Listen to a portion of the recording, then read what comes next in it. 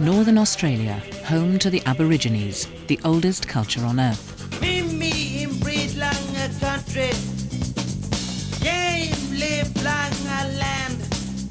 They have lived in this land from the dawn of creation, a time they call the Dreamtime.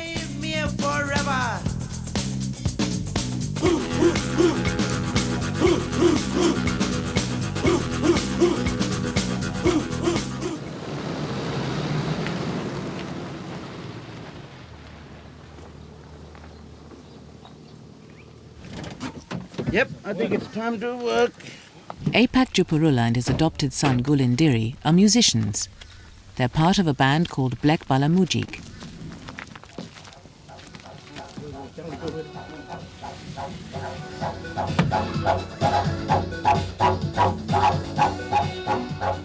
Black Bala combine modern recording techniques with ancient Aboriginal instruments, and their music is inspired by the culture and landscape of their homeland and by traditional creation stories.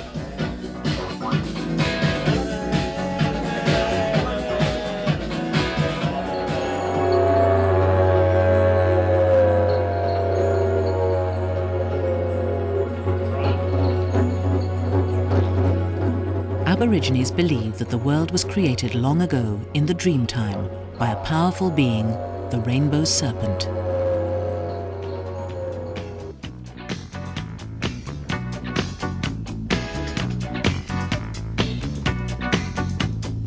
A long time ago, the ancestors walked this earth, creating the world that we know. They made the trees, the plants and the animals, and life was given to the land. This was the time of the dreaming, a very powerful and spiritual time. Today we live in a dreaming. This is our culture and our tradition.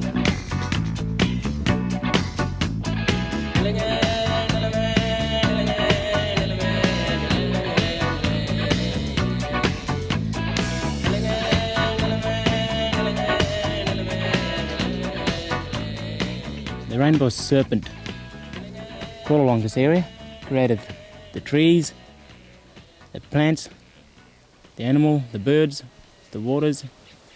It created the environment, more likely, and the living things which are on it.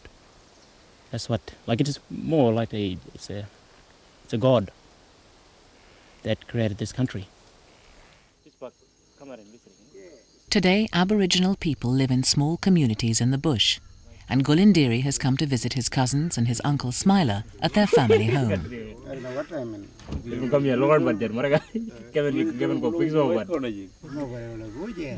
Young people are taught by their elders in Aboriginal society, and old people like Smiler are greatly respected for their wisdom and for their traditional knowledge.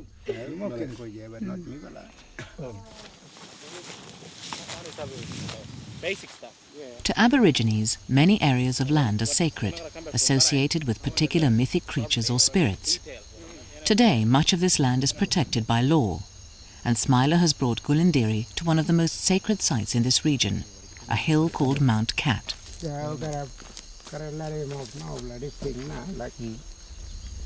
That's why I think they will put this paddock ground. So this little hill, nobody on the ground too much, you know. Uncle, is this that place? Well, some been here all the time from last time, but when we've been Gritty Station, so might be they will listen Indian too much and Moriga too much, and sometimes they go to another place. Every night they come back, you can see the light and they lay near, and then might be sometime that thing is a little bit bad for sick person down there or little wee baby, and you can kill him and go away. Very dangerous thing too, that thing. Kill anybody.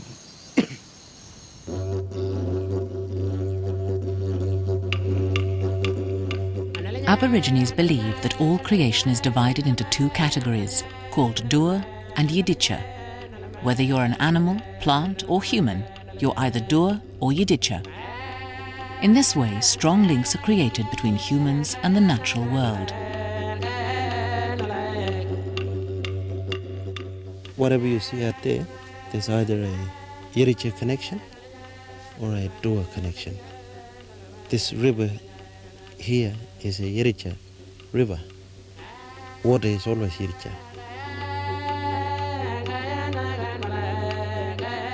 If I was a Dua person, which I am, I relate to a tree that is Dua, or a fish, the catfish, which is Dua, as my body.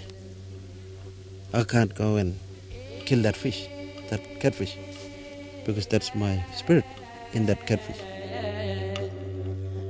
Otherwise I'll be killing myself.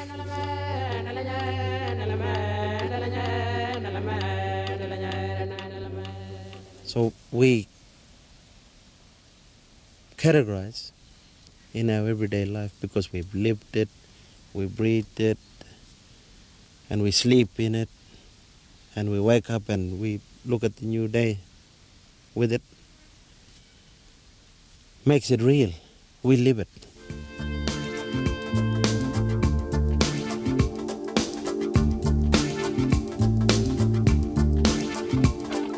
Yesterday morning, I woke up to a dream.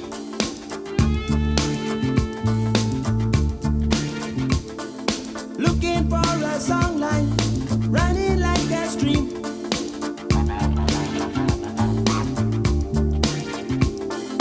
This is reality, walking in the heat.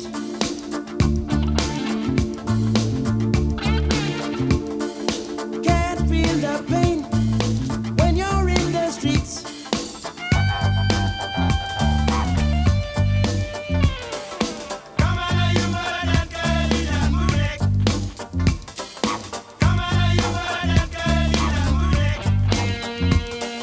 Living in the dreamtime is living in your world.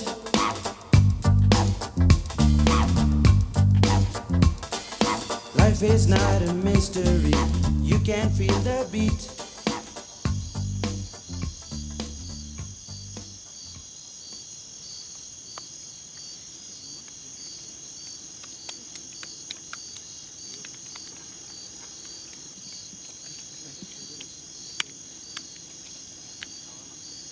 Aborigines perform many rituals and dances.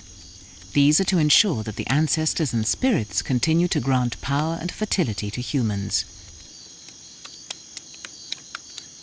The paint is a special kind of white earth, which helps to form a ritual link between humans and the land.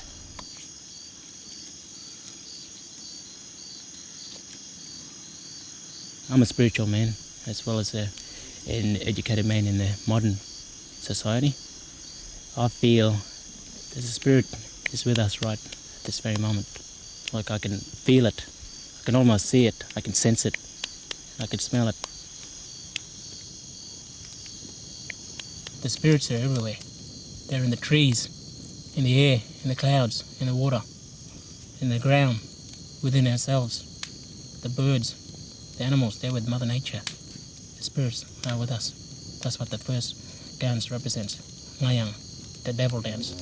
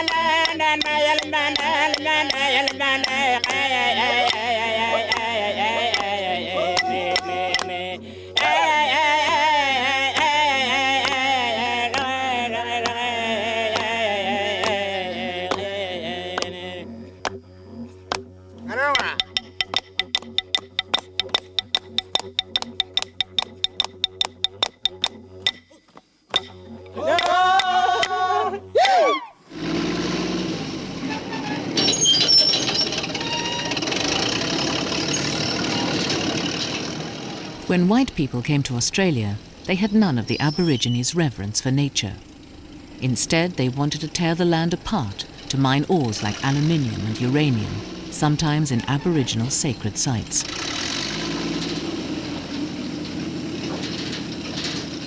Because the non-Aboriginal culture is based on economic development and commercialism, they want to bring in their bulldozers and mining trucks and things like that and build a big mine. We don't want that to happen, because this is the only earth, this is the only world that we've got, and we don't want to destroy that.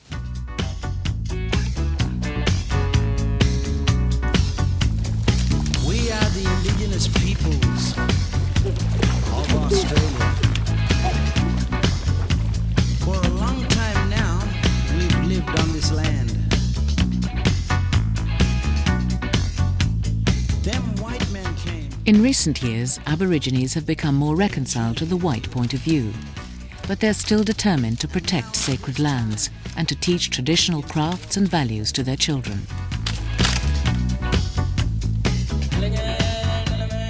It's very important to teach these concepts about religion to a younger generation. In our world, we've always had that knowledge handed down to us through storytelling, through singing, through paints, what we use on our bodies and all that sort of thing. It's the most fundamental way that we've always taught education into the minds of them kids. That's why it's important that we keep teaching, keep practicing our culture and our knowledge. And that's the way our culture gets passed on from one generation to another. My culture is not finished. It is still here because we've got the land. You didn't take that away from me. No, we've still got it. If you took that land away from me, then I'd say my culture is taken. But that's where my culture comes from. This land, this rock, tree, flies, maggots, anything you want to call it. That thing is really important. This land, Mother Nature.